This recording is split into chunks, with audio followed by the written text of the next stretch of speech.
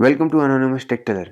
दोस्तों, फ़ोन खरीदते वक्त ऑपरेटिंग सिस्टम के नाम पे हमको आज तक दो ही ऑप्शन मिलते रहे, वो है iOS और एंड्रॉयड। पर अगर एक और ऑप्शन मिल जाए तो आज तक स्मार्टफोन्स के जंगल में सिर्फ दो ही शेर थे और वो थे एंड्रॉयड और iOS, जिसमें से जंगल की 75% हिस्सेदारी एंड्रॉयड की थी और बाकी iOS की। पर एक शेर और है जिसकी बहुत पहले से बात चल रही थी, लेकिन अब जाके वो शेर 2021 के लिए रेडी हो चुका है या हो रहा है, जैसा मान लो। दोस्तों, हुआवे ने अनाउंस कर दिया है कि वो अपने नए शेयर मतलब नए स्मार्टफोन ऑपरेटिंग सिस्टम को नेक्स्ट ईयर लॉन्च कर देंगे। लेकिन इस न्यूज़ से होगा क्या? या तो कुछ नहीं होगा या बहुत कुछ हो जाएगा। पर हैरानी की बात यह है कि strong smartphone operating systems Android और iOS इस बात से थोड़े से परेशान हैं। इनफैक्ट कह लो कि गूगल और एप्पल को इस बात से या हुआवे के नए OS से परेशानी हो सकती है और उनके बिजनेस पे भी इफेक्ट पड़ सकता है। पर अगर हम अपनी सोचें एज ए कंज्यूमर, तो हमारे लिए ये कैसा होगा, वही बात होने वाली है आज के वीडियो में।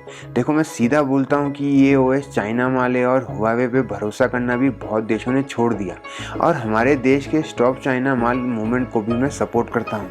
लेकिन मैं बात करूंगा टेक की तरफ से। तो क्या ये नया स्मार्टफोन ऑपरेटिंग सिस्टम 2021 में हमको इम्प्रेस कर पाएगा? आओ बताता हूँ।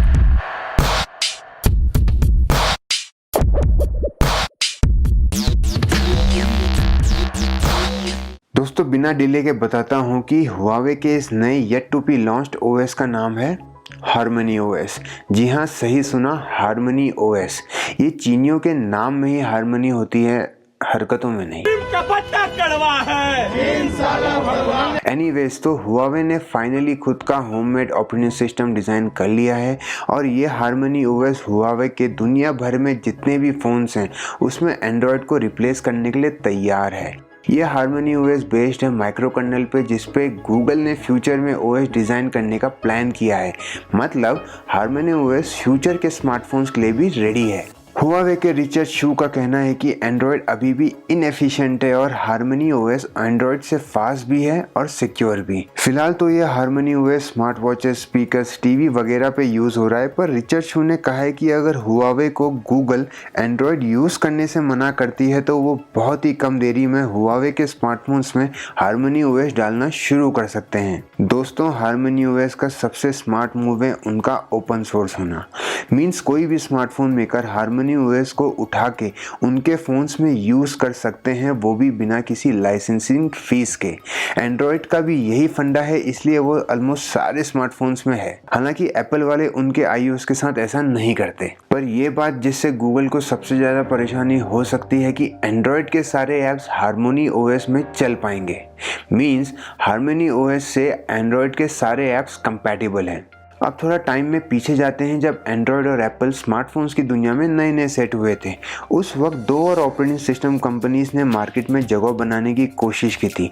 वो दो कंपनीज और उनके OS थे सैमसंग का टाइजन OS, जो बहुत बेकार तरीके से फेल हो गया क्योंकि उसके ऐप्स बेकार थे और ना उनके ऐप्स का कोई इकोसिस्टम था। हालांकि टाइजन उनके स्मार्ट वॉचेस में अभी भी दिखता है। दूसरा था माइक्रोसॉफ्ट, जो लाए विंडोज़ फ़ोन, जो एक बहुत इंप्रेसिव OS था, लेकिन थर्ड पार्टी ऐप्स की कमी के कारण वो भी फेल हो गया। अब मुझे ऐसा क्यों लगता है कि हुआवे का हार्मनी OS तीसरा सक्सेसफुल OS बन जाएगा, जहां टेक जायंट्स जैसे सैमसंग और माइक्रोसॉफ्ट भी फेल हो गए? इस जवाब के 4 रीजंस हैं। पहला रीज़न है हार्मनी OS की एंड्रॉयड ऐप से कंपैटिबिलिटी। इसकी वजह से हुआवे को ऐप इकोसिस्टम क्रिएट करने की टेंशन नहीं होगी। लेकिन ये इतनी भी सिंपल बात नहीं है, क्योंकि अभी तक कुछ भी ऐसा प्रूफ नहीं है कि एंड्रॉयड ऐप्स हार्मनी OS में ठीक ठाक परफॉर्म कर रहे हैं। मतलब किसी ने बताया नहीं आज तक। दोस्तों, सालों पहले ब्लैकबेरी ने उनके ऐप्स को एंड्रॉयड से कंपैटिबल बनाने का ट्राई किया था, लेकिन ये ट्रिक नहीं चली और ब्लैकबेरी का कॉन्सेप्ट फेल हो गया। तो अगर हार्मनी OS ने कंपैटिबिलिटी संभाल ली तो हार्मनी OS सक्सेसफुल हो सकता है। दूसरा रीज़न है कि अगर फिर भी एंड्रॉयड ऐप्स ठीक से काम नहीं कर पाए हार्मनी OS में, तो हुआवे वाले खुद ऐप्स बना डालेंगे। हुआवे स्मार्टफोन्स के 50% या शायद उससे भी ज़्यादा यूजर्स चाइना में ही हैं, मतलब घर में। मीन्स हर 100 हुआवे फोन्स में से 70 फोन्स चाइना में हैं और चाइना में एंड्रॉयड के ज़्यादातर ऐप्स बैंड हैं। मतलब ये हुआ कि चाइना के लोगों को एंड्रॉयड से हार्मनी में शिफ्ट होने में प्रॉब्लम बिल्कुल भी महसूस नहीं होगी। और अगर सारे के सारे चाइनीज़ एंड्रॉयड से हार्मनी में आ गए तो एंड्रॉयड का क्या होगा? भाई 50% पब्लिक तो घर में ही है, अब क्या डरना। ऊपर से यूएसए और हुआवे के मच के बाद चाइना के ऐप डेवलपर्स हार्मनी ओएस के इकोसिस्टम को स्ट्रॉन्ग करने में जुट गए हैं। तीसरा रीज़न कि अगर बाई चांस हुआवे स्मार्टफोन या हार्मनी ओएस दबा के मिलियंस में बिकने लगा तो पैसा कमाने के लिए दुनिया भर के डेवलपर्स के पास ऑप्शन नहीं बचेगा, बजाय इसके कि वो भी हार्मनी ओएस के लिए ऐप्स डेवलप करना शुरू कर दें। और चौथा रीज़न जैसे मैंने पहले बोला था, हार्मनी ओएस का ओपन सोर्स होना। मतलब कल के दिन बाकी के चाइनीज स्मार्टफोन कंपनी जैसे Shami, Oppo, Realme, Vivo, one plus या उनके जैसे बाकी सब हुआवे के साथ मिलके इस ओएस को ऑफ डेवलप कर सकते हैं, जो शुरू तो होगा चाइना में लेकिन फैलेगा दुनिया भर में। वैसे चाइना से कुछ और भी फैला था कुछ टाइम पहले। दोस्तों, अब हार्मनी ओएस का डेवलप होना एंड्रॉयड के साथ एप्पल के लिए भी चिंता बन चुकी है। हार्मनी ओएस अगर सक्सेसफुल हुआ तो एप्पल के कस्टमर्स को भी अपनी तरफ खींच सकता है और ये करेगा अलग अलग डिवाइसेस में इंस्टॉल हार्मनी ओएस, जो क्रिएट करेगा एक एक्सीलेंट इकोसिस्टम जो इस वक्त सिर्फ एप्पल ऑफर कर रहा है।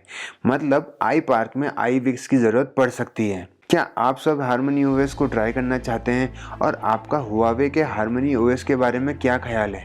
कमेंट्स में ज़रूर बताना।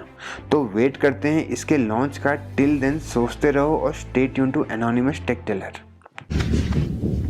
I'll be back.